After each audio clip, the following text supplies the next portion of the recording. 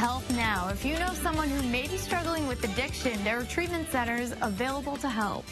Dr. Omar Faruk from the Right Choice Health Group is here today to talk with us about treatment options. Dr. Faruk, good to see you. Good to see you. Thank you. So right off the bat, why do we call it an addiction? Many people wonder, isn't it just bad behavior and we're making it into an addiction? But that's for a very good reason, isn't it? Very, very good point, right? That has been the point. People calling it addiction, bad behavior, addiction is a moral failure. Actually, research says addiction is a chronic brain disease like any other chronic disease. So we have to treat disease as a disease.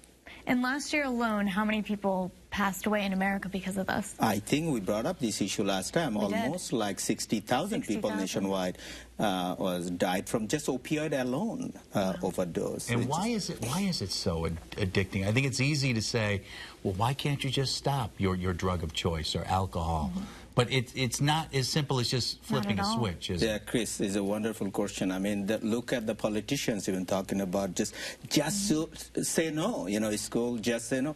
Just say no is not enough. When your brain chemistry completely changes over time when you use these substances, just say is not enough.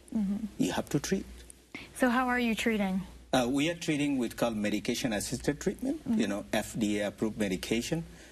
For opioid, you have Suboxone or buprenorphine, you can put under the tongue.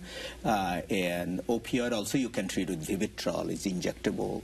Alcohol, Vivitrol can be used, FDA approved. There are medications FDA approved. It's not like on the side, it is FDA indicated for those conditions. And people doing well, saving lives. I didn't realize that. There is medication to help wean people off these addictions. Over the course of time, Is addiction something that strikes all age groups, all ethnicities, all income levels, or is there a certain, I mean, do some people have addictive personalities? You answered all questions by your question, Chris. You know, I do that a lot. You do a lot. I don't know how you know that. You're welcome.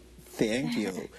So yes, it's every spectrum, every demographic, every geographic, every age group, it can get affected. But addiction is actually childhood disease. I did mention somewhere in another show, addiction is a childhood adolescent disease, and 50% genetic risk of having addiction if father or mother had addiction. But good news is this genetic risk could be wiped out if you actually could stop your children not to use those drugs. Once they don't use for like age 22, 23, 24, and parents use, these people actually can wipe their genetic predisposition, call it epigenetics. That means addiction has a better genetics and worse genetics.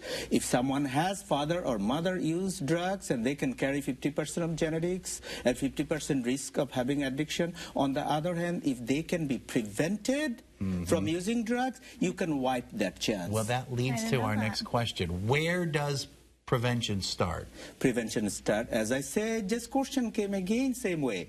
Prevention start at home, at school, at churches, at public gathering, and social interactions. That means we have to watch our kids, where they're going, what they're doing. Every day we need to talk about it, especially holiday coming. And we have to talk about treatment, we have to talk about very openly, you know, whether they're using anything or not. So for more information, where can we go? rightchoicehealthgroup.com or call 413-271-7136, and someone is going to pick up the call. Let's hope somebody does pick up that phone or go to the website and ask for a little help. Doctor, good to see you. Thank you. Good to see you. Thank you so much. Okay, bye.